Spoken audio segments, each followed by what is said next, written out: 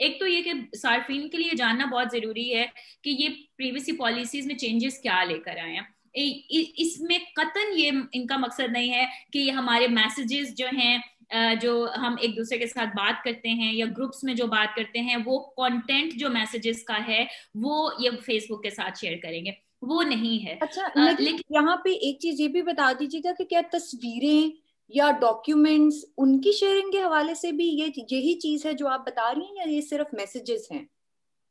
नहीं नहीं, ये ऑफ कोर्स जो आप जो एक व्हाट्सएप यूजर दूसरे व्हाट्सएप यूजर के साथ जो भी डेटा शेयर कर रहा है वो एंड टू एंड इंक्रिप्टेड है, चाहे वो तस्वीर हैं, चाहे वो वीडियोस हैं, चाहे वो मैसेजेस हैं। उसको व्हाट्सएप और फेसबुक दोनों एक्सेस नहीं कर सकते, तो उसकी बिल्कुल भी शेयरिंग की बात नहीं हो रही, या ये नहीं कह रहे कि हम ये शेयर करेंगे। हाँ, क्या चीज ये शेयर करेंगे उसको एक टेक्निकल लैंग्वेज में मेटा डेटा कहते हैं। इन एनी केस हमारा जो फोन नंबर है वो व्हाट्सएप के पास ऑलरेडी हो, वो चंद ऐसी जरूरी जरूरी मालूमात हैं जो कि आपको डेटा उनको देना ही पड़ता है in order to use WhatsApp. लेकिन अब ये कि आपका जो फोन नंबर है, आपका जो लोकेशन डेटा है, आपका आईपी एड्रेस है, इसी तरीके से सर्टन, फॉर इंस्टेंस किसी ने अपना स्टेटस फेसबुक पे लगाया हुआ है, किसी की प्रोफाइल पिक्चर है, उसका जो नाम है, जिन ग्रुप्स का वो हिस्सा है उन ग्रुप्स का जो नाम है, तो ये वो मेटा डेटा है जो अब व्हाट्सएप ने कहा है कि अगर आप 8 फरवरी तक इस प्रीवियसी पॉलिसी में जो चेंजेस हम लाए से एग्री नहीं करेंगे तो फिर आप हमारी सर्विस इस्तेमाल नहीं कर सकते। आई थिंक व्हाट्सएप ने जो पॉलिसी में अपनी चेंजेस लेकर आया है वो प्रॉपर तरीके से कम्युनिकेट नहीं कर पाए अपने सार्फिन के साथ। They actually really messed up the whole situation. मेरी तो अकल में यही बात आती है कि बिजनेस अकाउंट्स के साथ जब आप इंटरेक्ट करेंगे तो बेसिकली ये उस डेटा की बात कर रहे हैं कि वो फेसबुक के साथ जो है वो हम शेयर करेंगे। लेकिन कंफ्यूजन यही है कि अगर वो बिजनेस अकाउंट्स के लिए तो फिर आप ये पॉलिसी तमाम सार्फिन के ऊपर क्यों लागू कर रहे हैं। अच्छा, हमने ये भी देखा है कि जो मेरी अभी तक की अंडरस्टैंडिंग है उसके मुताबिक जो आम यूजर है व्हाट्सएप का, यानी कि आम सार्फ इस्तेमाल करने वाला, उस पर बहुत ज्यादा कोई फर्क नहीं पड़ेगा इन पॉलिसीज से। क्योंकि उनकी चैट चीजें, जो उनकी प्राइवेट गुफ्तगू है, वो प्रोटेक्टेड ही रहेगी। लेकिन बहुत सारे लोग जो हैं अभी भी व्हाट्सएप छोड़ के दूसरी एप्स पे स्विच कर रहे हैं, जिसमें सिग्नल है, टेलीग्राम है। तो उसका कंपैरेटिव एनालिसिस भी बहुत ज्यादा हो रहा है कि कौन सी ऐप ज्यादा बेहतर है इस्तेमाल के लिए। उस बारे में भी थोड़ा सा बता दीजिएगा, सिक्योरिटी पॉइंट ऑफ व्यू के हवाले से भी, और दूसरा कि व्हाट्सएप की तरह कौन सी ऐप काम करती है।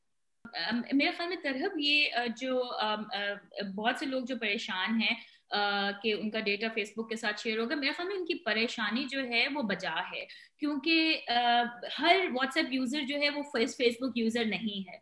तो मिसाल के तौर पे जो फेसबुक यूजर नहीं है और सिर्फ व्हाट्सएप का इस्तेमाल करता है, उसको तो ये परेशानी होगी कि मेरा मेरा फोन नंबर, मेरी जो बाकी मेटा डेटा जो मैंने अभी पहले मेंशन किया, वो क्यों एक ऐसी कंपनी के साथ शेयर हो जिसका मैं खुद यूजर नहीं हूँ, जिसपे मैंने कभी साइन अप नहीं किया। अच्छा, कुछ ऐसे लोग हैं जो आगाह हैं इस बात से और वो एक इन्फॉर्म डिसीजन ले रहे हैं कि हमें ये ऐप नहीं इस्तेमाल करनी। लेकिन बहुत से लोग जो ऑलरेडी फेसबुक पे मौजूद हैं और फिर उन्होंने फेसबुक की ऐप भी अपने फोन पे इंस्टॉल की हुई है, फिर वो फेसबुक का मैसेंजर भी अपने फोन से इस्तेमाल करते हैं, वहां पे मसला है, क्योंकि आप ऑलरेडी वही सारी इंफॉर्मेशन जो है, अपना फोन नंबर, अपना डिवाइस का डेट, अपने जो डिवाइस की इंफॉर्मेशन है, आपकी जो लोकेशन डेटा, वो ऑटोमेटिकली फेसबुक के साथ शेयर हो रहा है। तो फिर आपको इतनी ज्यादा परेशानी की जरूरत नहीं है। सिग्नल और टेलीग्राम और वायर की एक अच्छी बात यह है कि they are not owned by any corporation, but WhatsApp is, वो ओपन सोर्स भी हैं। तो इसका मतलब ये है कि WhatsApp is not open source, so nobody knows कि यू नो लाइक व्हाट्सएप का जो सोर्स कोड है वो ओपन नहीं है पब्लिक के लिए। तो ये इस तरह के फीचर्स हैं सिग्नल में जो कि ज्यादा। एंड दूसरी बात ये कि सिग्नल और वायर और टेलीग्राम, उनका एक अच्छी बात और ये है कि एक तो वो बड़ी किसी कंपनी ने ओन नहीं किया हुआ। सिग्नल, वायर और टेलीग्राम ऐसी एप्स हैं जो कि इंडिपेंडेंट हैं और बेसिकली एक्टिविस्ट ने बनाई हैं। तो मैं I trust more on to Signal या वायर या Telegram instead of like any apps that are owned by the corporations. दूसरा मुझे ये बताइएगा कि पाकिस्तान में, क्योंकि दुनिया भर में उन्होंने सार्फिन को किया है except Europe, Brazil and US, वहां पे ये पॉलिसी लागू नहीं होती है क्योंकि उनका जो डेटा प्रोटेक्शन लॉ है वो काफी सख्त कवानीन है, जिसकी वजह से वो नहीं कर पा रहे हैं। पाकिस्तान में भी कोई है डेटा प्रोटेक्शन के हवाले से कोई ऐसे कवानीन, और अगर हैं तो हम क्या कर सकते हैं उसके तहत। दूसरा, हमने ये भी देखा कुछ दिन पहले हमारे minister for science and IT Fawad Chaudhry sahab ने एक ट्वीट की कि हम कंसिडर कर रहे हैं कि हम स्ट्रॉन्ग डेटा प्रोटेक्शन लॉ को इंट्रोड्यूस कराएं, ताकि इस किस्म की पॉलिसीज जो हैं वो हमारे सिटीजन्स को इफेक्ट ना कर सकें। तो उसके ऊपर आप क्या कहेंगी? ये आपकी बात बिल्कुल सही है कि इस पॉलिसी का जो इतलाक है वो यूरोपीय यूनियन में नहीं हो रहा, और इसकी वजह ये है कि वहाँ का जो बड़ा स्ट्रॉन्ग डेटा प्रोटेक्शन की जो रेगुलेशन है, जिसको जीडीपीआर कहते हैं, वो मौजूद है। तो इसलिए इनको एग्जाम्प्ट करना पड़ा है ईयू को। बाकी बहुत से जो दुनिया के ममालिक हैं इंक्लूडिंग पाकिस्तान, यहाँ पे डेटा प्रोटेक्शन की रिजीम्स नहीं है।